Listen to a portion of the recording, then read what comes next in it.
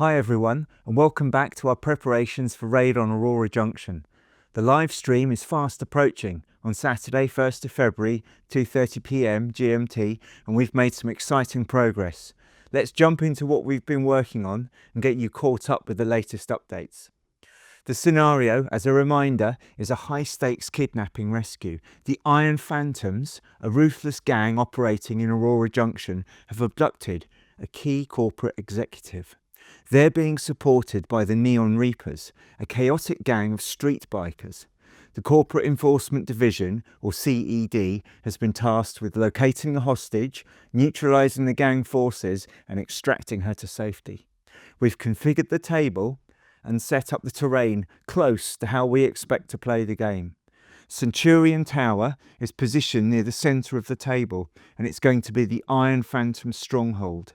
The CED will deploy on one table edge down there, and that will serve as their extraction point once they've rescued the hostage. The Neon Reapers will enter later in the game, deploying on turn 3 from this opposite table edge to create some chaos. Our terrain setup heavily uses our existing modern city terrain, which has seen plenty of use in our superhero skirmish games. We've enhanced it with a couple of key new pieces. First, there's the tower block, a 3D printed piece from Corvus Games Terrain. My son helped paint it, and although it still needs some finishing touches, it's table ready for now.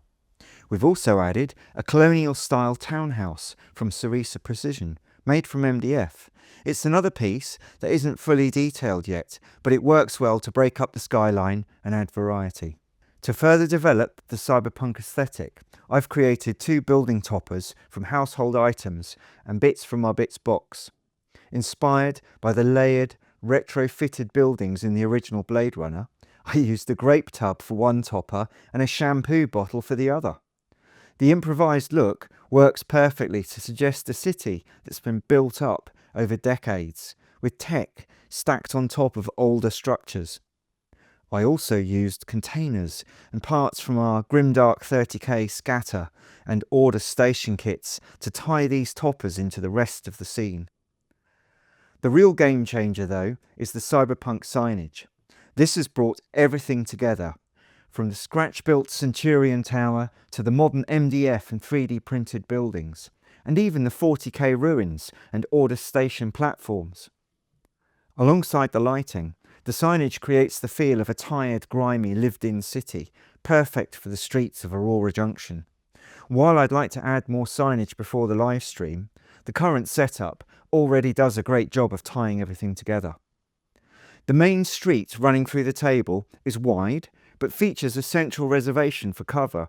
This will give the CED some much-needed protection as they advance towards the tower. The surrounding buildings will also provide vantage points for the CED's sniper teams and electronic warfare units, who will support the squads moving in to raid the tower. Now, let's talk about the figures. When we started this project, we knew we'd have to make compromises on the timeline. For the CED, we're using some of our Marvel Shield agents as cyber police, along with one Sentinel figure to round out the force. This decision has worked out well, and we now only have one figure left to complete. For the Iron Phantoms, we've had to adapt. With time running out, we decided to swap out the original gang figures for our Space Waste scum from previous games.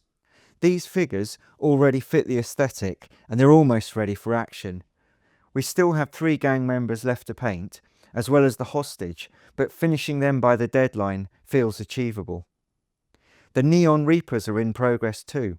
We've started painting the bikes, focusing on bright, eye-catching colours for the fairings to make them stand out on the table. While they won't be fully detailed, we're doing our best to get them ready. The bystanders are in the roughest shape at this stage. Only 3 are painted, with 14 built but unpainted. Thankfully, they're not as critical to the gameplay. As long as we have a few painted to represent an angry mob, they'll serve their purpose.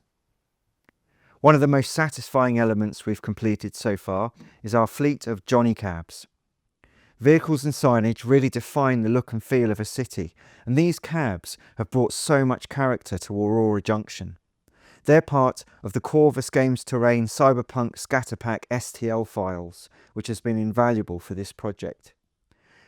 We undercoated the cabs black and dark blue to start, sprayed window reflections with rattle cans using a torn paper mask, and then, after masking the windows, we painted the bodies Macragge blue followed by a brighter Tamiya blue with a speckled finish for weathering.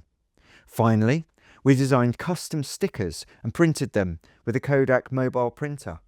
They're not perfectly aligned, but we stuck them all on as a family, and that's why some of them are wonky. It just adds to their charm. It's exactly the kind of imperfection you'd see in a real city. Then, to finish, we picked out the finer details with Tamiya model paints. I'm even thinking about incorporating these cabs into the game as more than just scatter terrain. They're too good not to use as some sort of objective. Finally, the Anaconda speeders are coming along nicely. That last one that needed painting is now done. Just needs the windscreen and final weathering to complete. Considering the other two sat unfinished for 36 years, I think I might try and finish this one in 36 hours. There's still plenty to do, but we're making steady progress. Thanks for following along as we bring Raid on Aurora Junction to life. Stay tuned for the next update, where we'll share even more progress as we approach the live stream. Don't forget to join us Saturday, February the 1st, 2:30 p.m. GMT for the big event. See you next time.